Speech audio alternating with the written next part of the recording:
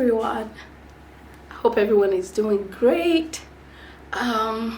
Welcome to my channel.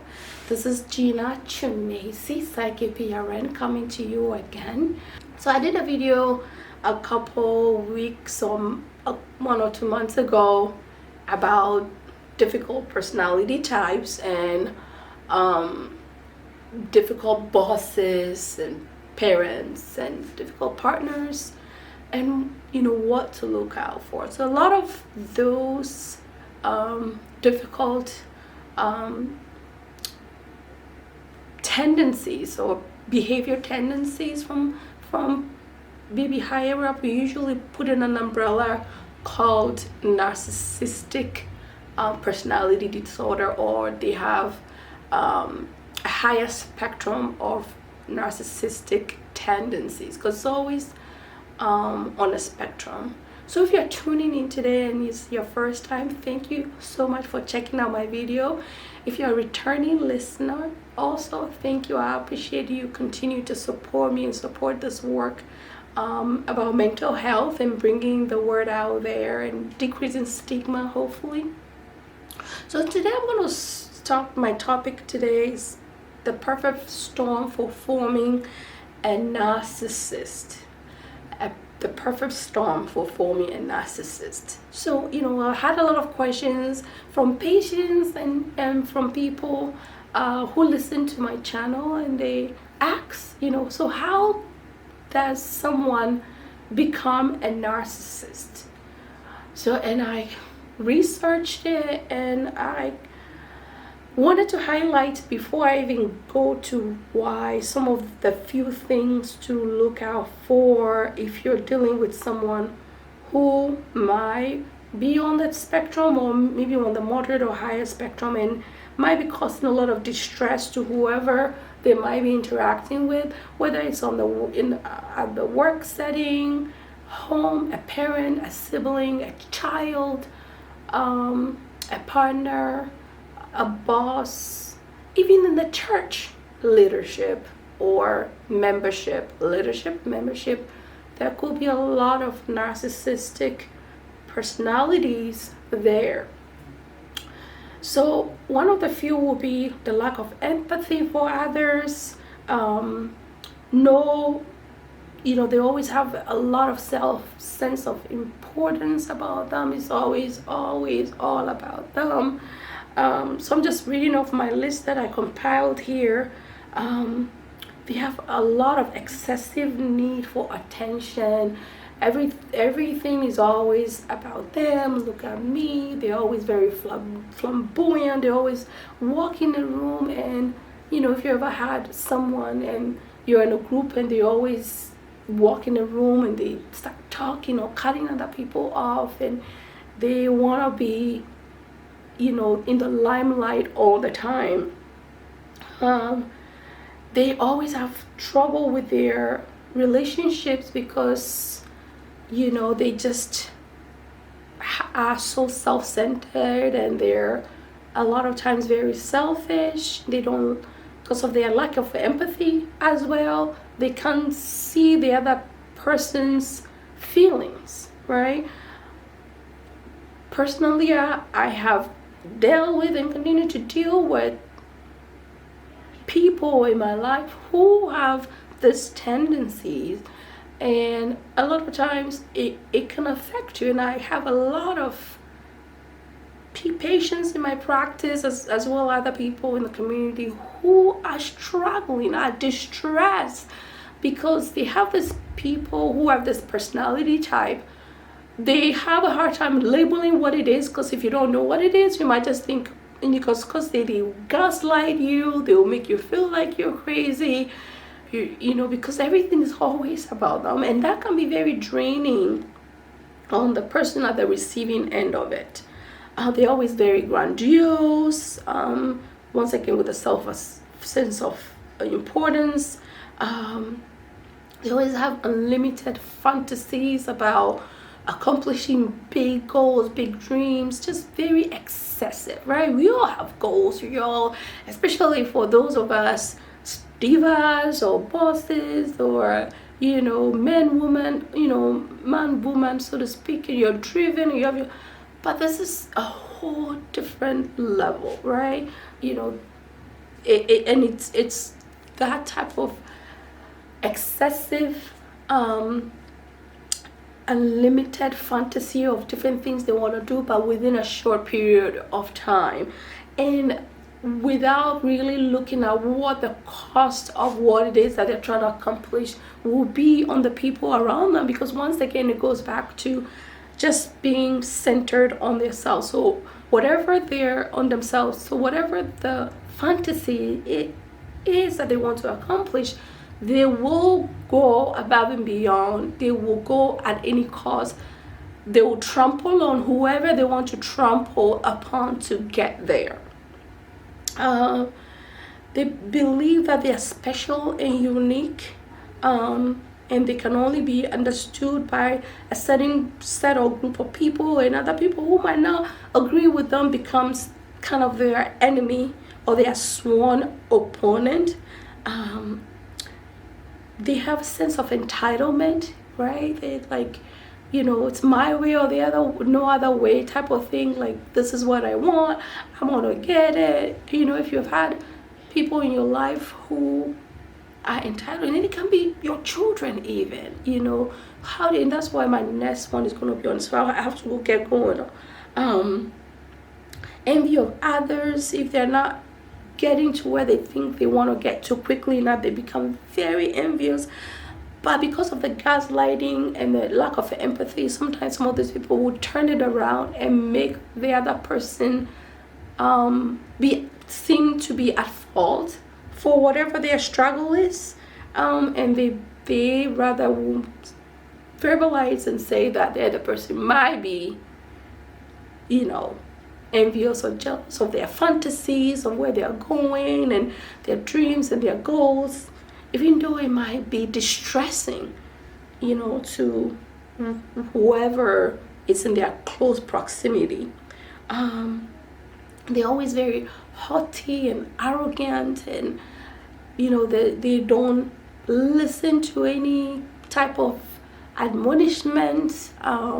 Because of their behaviors, they might not be able to have mentors, because they always think that how they want to approach certain things is always the best approach. So they don't do well with mentors or having somebody who might be maybe older or more wise and give them advice and that type of approach to life choices. So then, going back to what the topic of today, how does a narcissist become, or how do they become, or how do they get on that spectrum? So researchers found that children who are born with quote-unquote difficult personality types sometimes would, because it's so difficult to soothe them, the child that might cry excessively or might have really bad colicky type of tendency when they're babies, you do everything for them, bathe them, breastfeed them, you're holding them, you're trying to soothe them, and they're still kind of very, not relaxing. They're very, it takes a lot of time and effort. Not to say there are other disorders that might correlate to that as well, but narcissistic personality type, usually when the parent also looks back on the life of that person, can tell you that when that person was a baby or a child, it was hard to soothe them. It was hard to please them. It was really difficult to raise them, especially preteen and the teenage years. They posed a lot of challenge. It was hard for them to listen to authority. So that's, my other video was on authority figures, and even those with those authority figures are there a lot of times because they themselves have narcissistic tendencies. Now, a lot of people in leadership positions, right? Wherever, especially in corporate America, wherever, most of those people have cultivated or learned or naturally have those personality types ingrained in them, because sometimes, going up, but you can still be in a leadership position and your approach can be completely different from somebody who is narcissistic, because after a while catch up, because people will start complaining because they can't maintain relationship, both personal relationship and professional relationships. They can't sustain it, so they have to jump from one to the other in order to continue to get their full, because they have to be on someone. They have to make somebody a scapegoat all the time in order for them to continue to perpetrate whatever that their path that they are on. Unstable, chaotic environment growing up is another way that some people become narcissistic, because they develop a way to survive in those environments. So for example, if you have an environment where parents, the home is very toxic, there's always a lot of fights and there's no resolution and it's intense and there's tension, there's neglect, there's either emotionally, financially, there's abuse, physical, emotional abuse, all of that happening to kids. They're not looked after, their emotions are not taken into consideration. Things like that also lead to kids or growing up into becoming narcissistic, because now it's like payback time. Now I'm here, and I have some power, because I'm still bitter and angry from the trauma that I experienced when I was younger. Instead of doing the opposite, they rather, because they had to grow up in survival mode and because of the trauma, they have to have these layers of walls, but they don't realize that will be crushing and crumbling other people who might be in their circle. Unsecured attachment from caregivers is another reason. So that's piggybacking back to a parent who might be neglectful, especially the primary caregiver of that child, who might not, secure attachment means there's predictability. If it's a mother or a father or whoever the caregiver is, the person is always there, predictable. It's not like today you're here with grandma, today you're auntie A, you're with auntie B, you're jumping, that stability is not there. You're changing schools a lot. There's kids who might be resilient or who eventually have good social support and might not develop this personality type. Doesn't mean it's 100%. With some support and buffers, as these children grow, things can change for them, especially good mentorship and good social support. Eventually they don't necessarily develop narcissistic tendencies. When we start to over-validate children, right, because you're meaning well, and so like I have parents that sometimes come, they're seeking help for their children, and I have this particular woman who their child was struggling, but it was like this child can never do anything wrong. It's like they'll have trouble at school, they might have done something, reported to the principal and things like that, but the parents will always be on the side of the child. That parent was always on the side of the child, like, my child can never do anything wrong, the school system is screwed up, they're the one making my child this way or the other. So it's like over validating, making your child feel like they are super special. Yes, that's your child. We all think our children are special, right? But when you're overdoing it, you're giving them too much special attention, like they can never do anything wrong.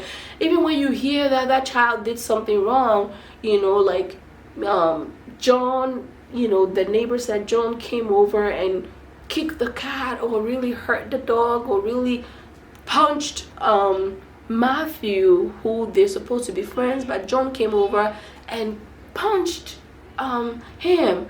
And instead of saying, oh my God, John, why did you do that? Why? You'd rather be like, oh my, not my John. My John could never do that. It's probably your child. You better check your child, because my John is perfect. He doesn't do anything like that at home. But guess what? Maybe at home he doesn't do it because of how you handle him. But when he goes out there, because he doesn't have the opportunity to have those behaviors at home, and the expectations, like he's supposed to be this perfect child, when he goes out there, that's when he becomes, let himself loose, because his true self start to show, or he's so bottled up that he needs somewhere to let go of that aggression. So those things need to really be looked at and taken into consideration. But when you're in a relationship or partnered with someone, whether female, male, whatever, one of the things, this might be funny, but when they are driving and they are driving recklessly without considering how you're feeling, and you're telling them, oh my God, can you slow down? And they going on and they are very reckless behavior, that could be another sign of somebody who is narcissistic. So one of the ways, like I said, how do we help? So good social support, having that buffer, create a safe and predictable environment for children helps curb that. Really holding children accountable for their behaviors, especially if it's on the negative side. Taking whatever a child's saying with a grain of salt and really looking into it to make sure that there's nothing that you're missing, because these children are children. We love them to pieces, but children can be very mischievous. So really addressing those and making them know that there's accountability, there's repercussions for certain behaviors. So when you're in a relationship with somebody who has difficult personality or narcissistic tendency, like I said, it can wear you down. You can end up being traumatized by it yourself. You might end up with medical issues if you don't take care of yourself, if you don't self-care, if you don't set boundaries, if you don't quickly take steps to maybe let go of that relationship. It might end you might end up dying first. So on the opposite side, what are some of the signs that you're in a good, stable relationship, whether it's parents, child relationship, boss, employee relationship, church leadership versus a church person? There's mutual regard, there's mutual respect. You respect me, I respect you. Respect is not demanded, it's rather earned. So there's that mutuality. There's compassion and there's empathy. Like when I say something, you actually take what I have to say into consideration, and even if you don't answer right away, it takes you a day or two or a week, you come back and say, oh yeah, I heard you, or I apologize for the way I behaved. But if there's narcissistic tendencies in the relationship, guess what? There's no empathy. So that person is not even going to consider whatever you're crying about, you're talking about, you're pleading about. It's just like total disregard. For every flourishing relationship, that disregard there is going to crumble, and this is not one-sided. It has to be reciprocal, mutual, back and forth, give and take. And if that give and take is not there, trust me, that relationship is going to crumble, and it's okay. There's patience, there's kindness, there's love, there's mutual respect, mutual regard, mutual respect. I already mean. I hope this was helpful to you. Drop me a comment, questions about if you have had any interaction with anybody who might have narcissistic tendencies. Like I said, it's so prevalent right now at work, in private relationships, but a lot of people don't talk about it. Either that or they don't know what it is that they are dealing with. So until next time, so thank you so much for tuning in, and I hope you're staying safe there through this winter. If you're in a place where there's no winter, then hey, kudos to you. Enjoy the sunlight, and we'll catch you at the next video. If you whip it in your mind, guess what? You have been enlightened, and you can whip it in every aspect of your life. Ciao.